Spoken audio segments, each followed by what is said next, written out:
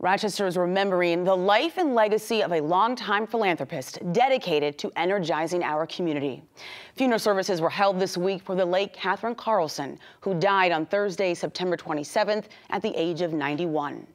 Carlson had a deep connection to Xerox founder Chester Carlson and his wife Doris. Together, the three financially supported several initiatives in our region focused on healthcare, education, civil rights, and public broadcasting, to name a few.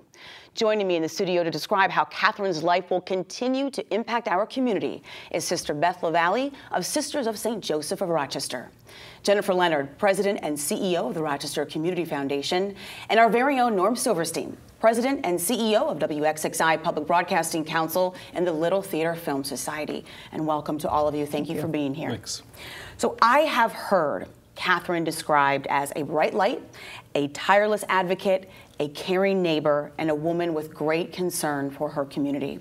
I want to know, what was it that fueled Catherine's passion to serve? And I'll give that first to you, Sister Beth.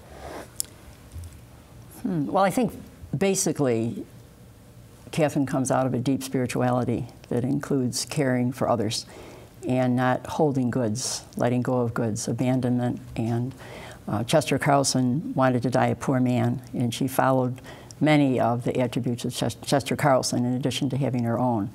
So she was just a very caring person. She did not care about social ladders. She just very much cared for people and was very sensitive to people at all levels and very acute in sensing out people and who was doing the good and who was doing the good for maybe different reasons from what she would do the good for. Well, all three of you had special connections with Catherine, friendships, work partnerships for decades. And if each of you would, just share a personal memory of Catherine that you believe really best exemplifies the way she viewed her role in this world. And Norm, I'll give that to you first. Well, we are sitting in the Carlson family studio at WXXI, so she cared about public broadcasting. And she often told me a story about how she and Doris Carlson were in London, and they were watching a show that they thought was just wonderful and should be on PBS. And when Doris Carlson came back, she and Catherine talked to my predecessor about contacting these folks and getting this show for PBS. Well, it became Masterpiece Theater. Okay. So she has a long history with public broadcasting, and I could go down so many different things she's done for the station, but she's done so much for the community, and I think that's what she'd like to be remembered for. Jennifer. And she had a particular love of libraries. The Community Foundation administered her the Doris and Chester Carlson Trust over the last 15 years. And in helping her with that, we became acutely aware of how important libraries were to her. And I shared The Gospel of Wealth by Andrew Carnegie with her. And she later said that she found that inspired her interest in libraries, in part because he had spread public libraries across America. And I read that dictionaries, like she was dedicated to ensuring that kids in Rochester had dictionaries. Go ahead, sorry. That's right. She shared both books and dictionaries with students and personally attended to that work. That wasn't something that she delegated to the Community Foundation to send out a check. She met with students at RIT, Nazareth Academy, Nazareth Elementary. She felt education was the key to improving people's lot in life, to economic development, and she put grants from the Carlson Trust into working on that forever. And I can tell you how the dictionaries and another project she cared about started. So I am getting to know her, and I am watching her, I use the word fiercely that wasn't picked up, but fiercely be true to the Carlson legacy. Fiercely follow what Doris Carlson and Chester had set up in terms of fundraising. So one day I said, well, let's talk. And so we sat on the back porch at Daystar, which is where I'd met her. It's a place we well, for babies with special needs. So I said, all right, I've watched this, and here's Carlson this and Carlson that, and you've done this. What do you want to do? And it was very hard for her to say that, which again I think is part of who she was. So I kept talking, well, no, I'm saying you. And so she talked about her father's love for children And that's when the dictionary project didn't start there, because she saw women from Tennessee give books out on the street corners to kids, and that's when that started. But the fondest memory on this level is one of our sisters worked at the Brockport Migrant Program. So I called Sister Beverly and I said, do you have a need for books? So there the books went to the Brockport Migrant Program. But we would go out, and there she was, absolutely surrounded by these warm and loving children. That particular time they'd done family shields, and the family shields were all around the wall. And she sat and read to them. She read in English, not in Spanish, read to them. And that's who she was, you know, hidden and just immersed with these children, and they're loving her and her loving them. And they would continue to send pictures and things to her, you know, for a long time. So she very much liked that personal contact with students also. But the memory, in fact, Betty from that program was supposed to come last night and say something. She's, you know, so maybe today she's coming. Yeah. Catherine met inventor and Xerox founder Chester Carlson and his wife when she lived in Boston, and they became like family. And I'm curious, just a little backstory for that, but I'm curious, do you think that there is one particular thing that she was most proud of contributing to our community? I've read and heard about a number of things, but is there something we haven't heard yet mentioned that you think was something of great pride for her? So much of her giving was anonymous, because she wanted to uphold the legacy of Chester Carlson, and even this studio, it's the family studio. She wouldn't let WXXI name something specifically for her.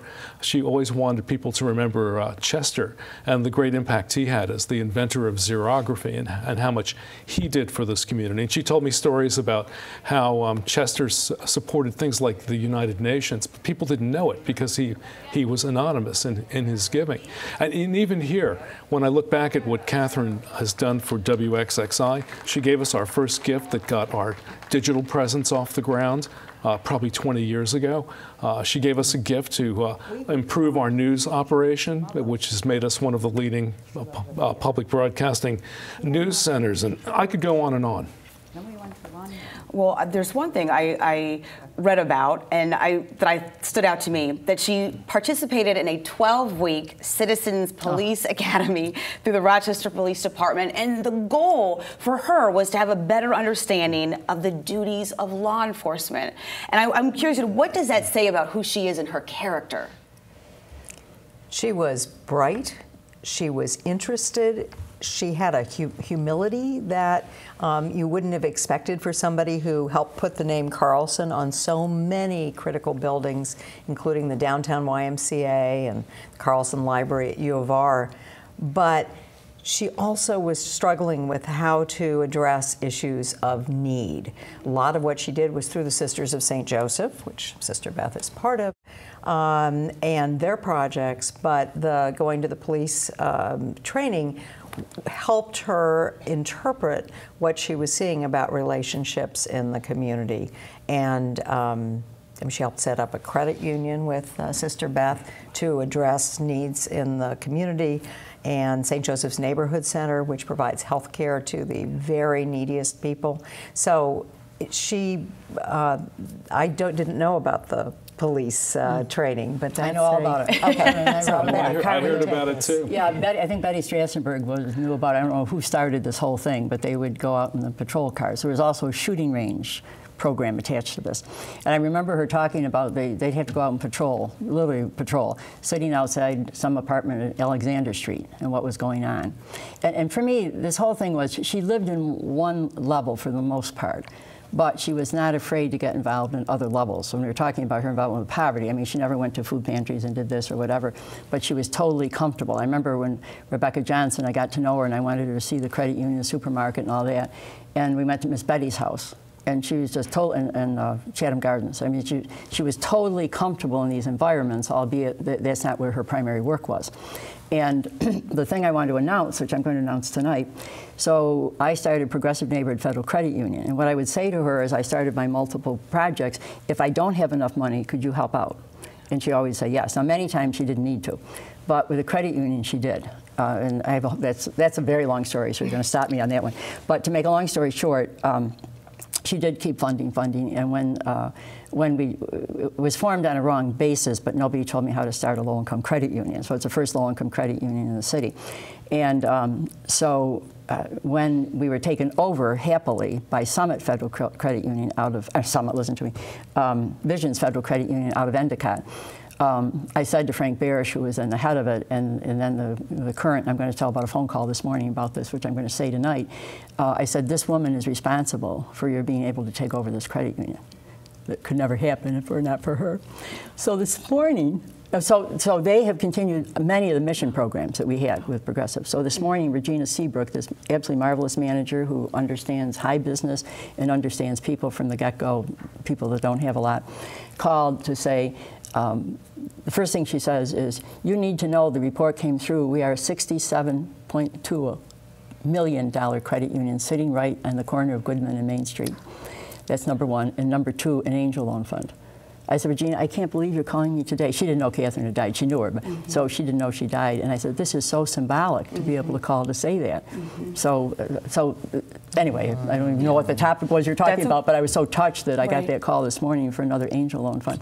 So the faith community holds the money for the angel loan fund, but she ably administers it as she gives.